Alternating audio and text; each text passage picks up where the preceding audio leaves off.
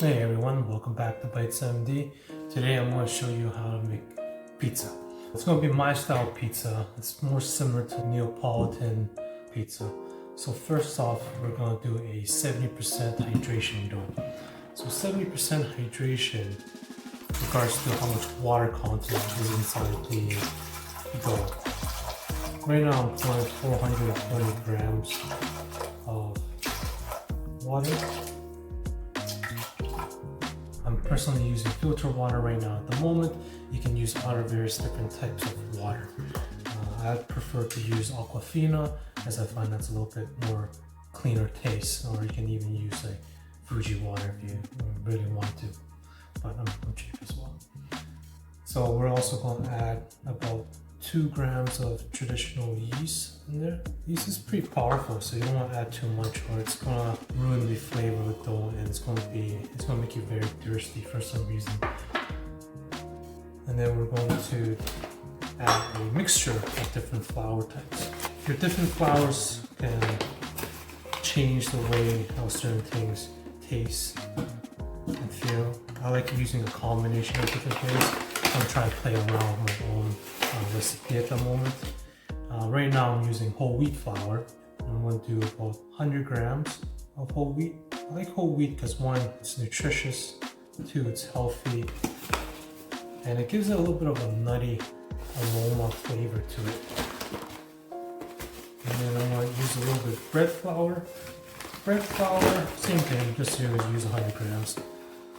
Bread flour gives it a little bit more protein structure, so it gives it a little bit more elasticity because whole wheat and type 00 flour doesn't have any protein in it. And then type 00 flour, gigantic bag right here. Now we're just going to add 400 grams, so it's a total of 600 grams of flour. Neapolitan style tends to use just type 00 flour. New York style tends to use bread flour. I personally, my favorite is New Haven style, and they use 100% bread flour as well. This dough is going to take 3 days to make, but it's going to be worth it because the 3 days we're going to cold ferment, and it's going to develop a lot of flavor, and it's going to taste so much better compared to if you didn't ferment as well. We're going to add about 6 grams of salt, roughly about 1% of whatever dough you're making. Okay, and then we're going to mix this up. We're going to put it on low speed first, and then we're just going to mix all the ingredients together, and then we'll put it on a higher speed to help form the gluten structure. So my dough has been kneading for several minutes now. It's not ready yet. But if you can see, it's still quite sticky and it's just pulling apart. But right now there's some gluten forming, so we're going to add our pate fermentation. Pate fermentation is basically just a dirt of your previous dough. So the nice thing about it is that it creates so much flavor and you keep building onto this flavor. Now this dough itself, if you can see, it's a little bit on the darker side. There's a little bit of a grayish hue to it. It's because I added the black lava salt to it. Black lava salt is a little bit more nutritious compared to like regular salt. Feel free to play around with different types of salt, different types of flour, and kind of make your own flavor. It's all about building a foundation so this way you can make it in the future. And then we'll give this one our spin. So if you notice, there's a little bit more.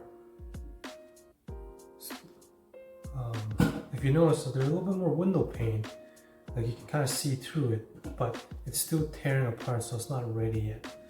And if you noticed earlier, my pate fermentation dough was extremely sticky. That's because it was at 80% hydration. When it's colder outside, I find that you need a higher hydration level. Maybe first start off at 65%, so it's easier for you to manipulate the dough, versus with high hydration it's a little bit harder and it becomes a lot more stickier and it becomes just a huge mess. When it's hot outside, consider lowering the hydration, and sometimes it gets too sticky because the humidity, I guess, is absorbed into the dough as well. So our dough is almost ready. I'm gonna add a little bit of olive oil just to give it a little bit extra flavor, probably like a tablespoon or so. And then we'll give it another spin, and next time it should be ready by then. So our dough is ready. So a tip is wet your fingers first and then pull it out. But if you notice that, see how you have that nice window pane and it's not really tearing anymore. So we're going to now shape our dough. So our dough is still a little bit sticky and it's not really into a ball. I like to do this. It's called the Benedict slap and fold technique. So you grab it from the edges and you can sprinkle a little flour if it's too sticky as well. You grab it from the edges and then you flip over like that. And you grab it from the side, flip, stretch, fold. So side, back, stretch, fold. So it's going to look like. I find this works well, especially for high hydration dough. So you technically don't need to knead it, if you don't have a machine, you can use this technique to fold it. It'll just take you a lot longer time. The KitchenAid says that you're supposed to only use it on the 2 setting for dough, but I find it's too slow, so I use it at higher speed. And that's it. Yeah, nice dough. Now it doesn't stick. Then we'll put a little bit of flour on there just to kind of keep it from drying out. We're going to let this sit at room temperature for about an hour or 2 before we put it in the fridge for 72 hours. Scrape out a bit to circle it, form the ball.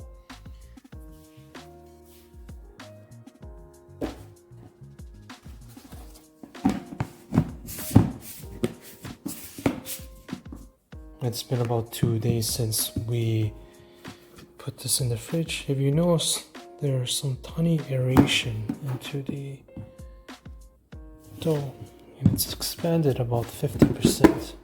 Okay. I'm going to sprinkle some flour.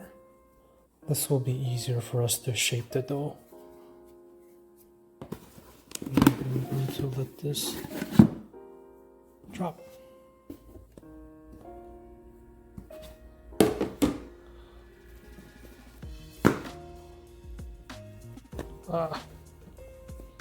So sticky, but that's fine. We'll fold it in half. A gigantic baguette.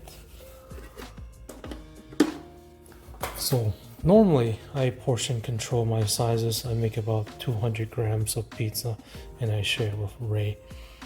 I usually recommend going like 280 grams, 350 grams per dough, because it's easier for you to shape and it's easier for you to add more toppings depending how much you like. So today we're going to do roughly 270. Sounds good.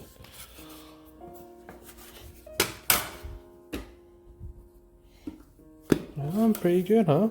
And this one we're going to use as our pate fermentation. So if you notice, I flipped it. So the sticky side is over here, but the non-sticky part are on the edges. So this is good because that's what you want. It'll be easier for you to manipulate your dough. Okay. So if you notice, I'm forming it. I'm just going to tuck everything in to a ball, like a gigantic ball, and then make sure the seams are sealed. Okay. And then you're going to roll it 3 fingers. 1 thumb. I'm just going to roll back and forth into a smooth circle. Feel free to add more flour if you need to, if you feel like it's sticky. That's about it. And then we'll keep this aside for our pate fermentation. As I said previously, it's about 1/3 of your dough, but 350 grams, you could probably add, actually, let's add that in to make it 1/3 of our dough. Oh, if you notice, another technique I was using is that I'm with 3 fingers in and then pushing forward. This will also help form the dough as well. This one doesn't really matter because this is our pate fermentation dough. And that's it. And then once again, so non-sticky side, non-sticky side, sticky side. Now bring this inwards like that. I'll bring the other side like that.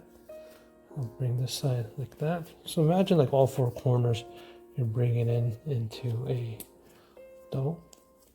You can seal the seam here like that if you want to. And then you can just roll it on this way, whichever one you want.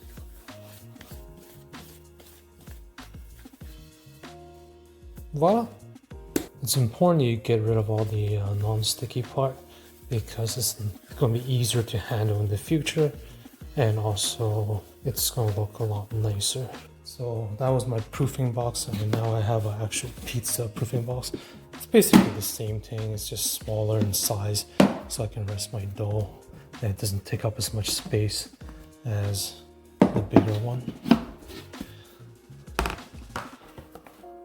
Normally I'm making pizza for a party, but it's going to be by myself today as my wife decided to go to New York and leave me alone for 2 weeks.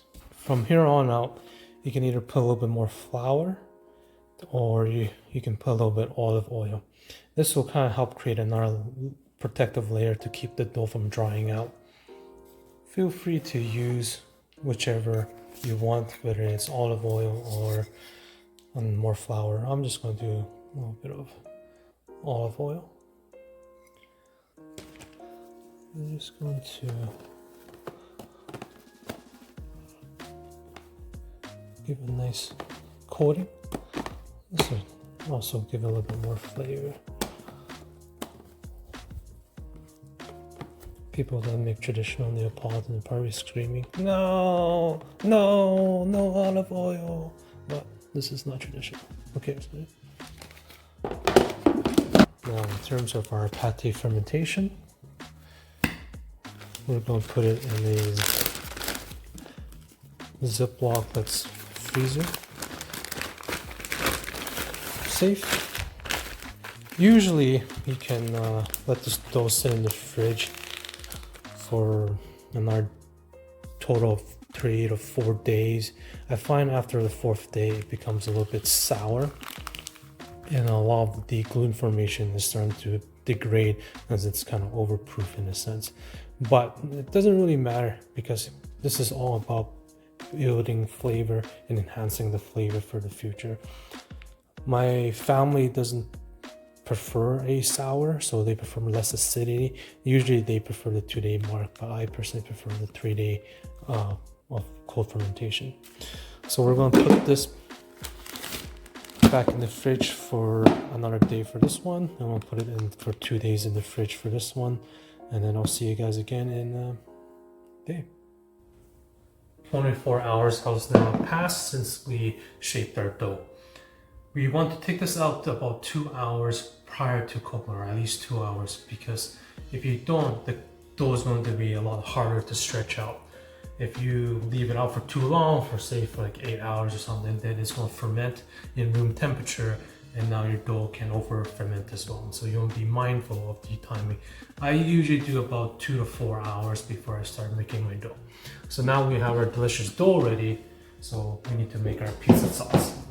A lot of people will tell you you have to use San Marzino tomatoes because they're like the best ones out there. They're, you know, from some island in Italy with volcanic rich oil, soy oil. And it does give you a lot of flavor, and it's a very beautiful tomato. The only problem I have with it is that we're in North America, So the tomatoes come as canned. So when we're eating these tomatoes, we can taste the can. So my Ray, she actually hates them because you can taste the clam flavor. So we're going to be using two types of tomatoes. One is the Campri tomatoes. Campri tomatoes are very flavorful and they're jam-packed with juices. So what we're going to do is we're going to remove the seed of these tomatoes. The seeds tends to give a bit of a bitterness flavor to the tomato, so it kind of ruins the tomato. So I don't recommend blending the sauce with tomatoes. So it's a bit of a tedious task doing this. And then we're going to also use a fine mesh to remove all the stuff so we can really focus on the flavor. So now we have our pulp removed. We're going to put it in a blender. Okay. We're not going to blend this yet. We're going to do something about this. So you see there's still quite a bit of juices. So I have here a conical strainer, like a fine mesh strainer. And then we're just going to mesh this up.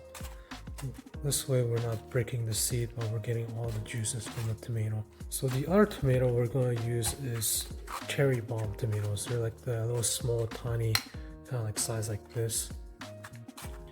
They're jam-packed with flavor and they're so refreshing, but they're so small, so you're going to have to do quite a bit of them to get the amount of sauce you want.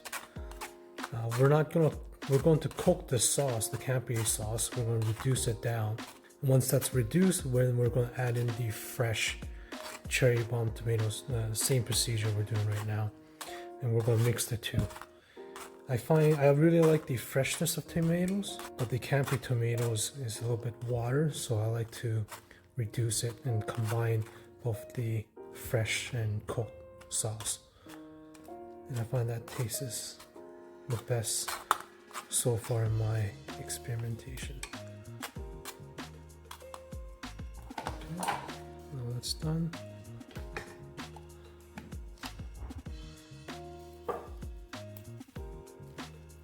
I'm going to add in 2 fresh basils in here.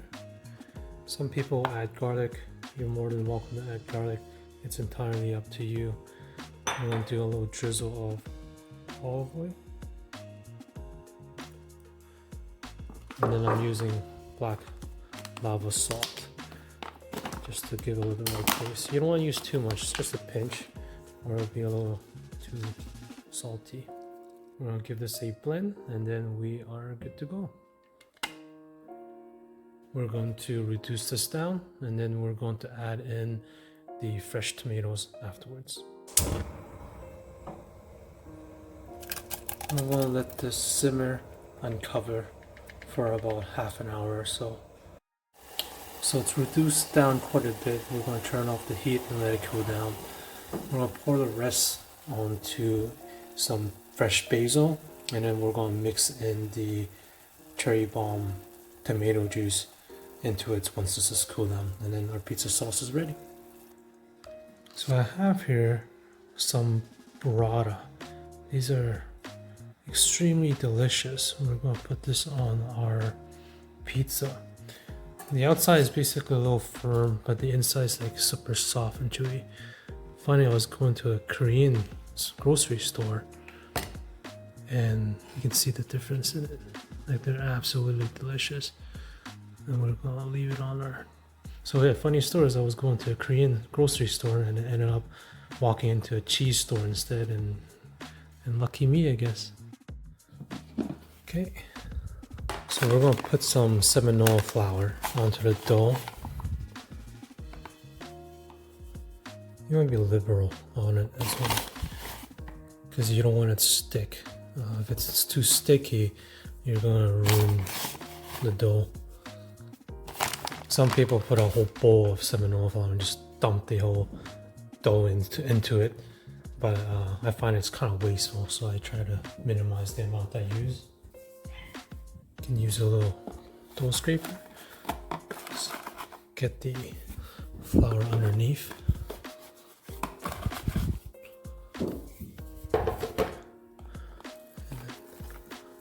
shake it up.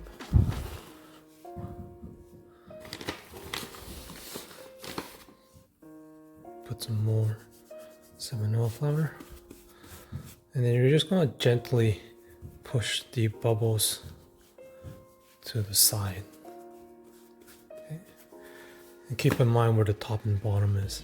Now this is the top. Push them aside.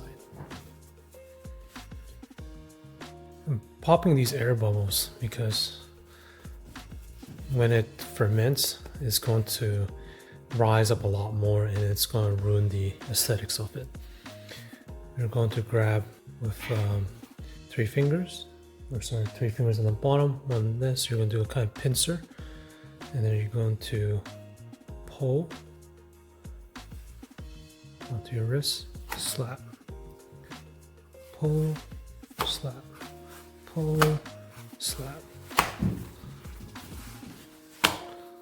pull, slap, pull, slap, pull, slap.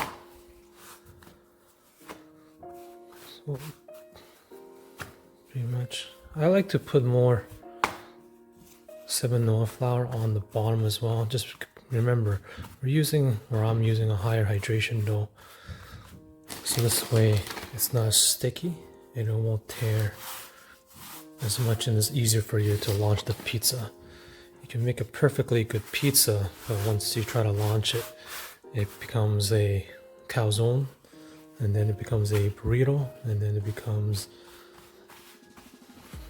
something edible, I guess. I've failed numerous times. Perfect. We're going to add a ladle of our tomato sauce. We're just going to spread it around. Try not to get the tomato sauce on the edges, because that will prevent the crust from rising as well. I'm putting it on the bottom, burrata on top, so this way it doesn't burn.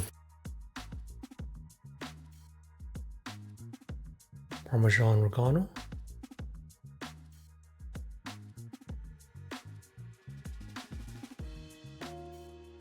We'll lift this up.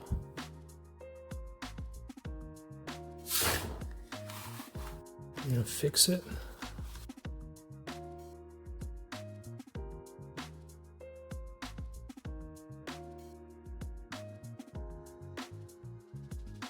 So when you launch the pizza, you want to do kind of like a flicking motion. You can jiggle around a bit, make sure it slides. That's the best way to do it. And then voila,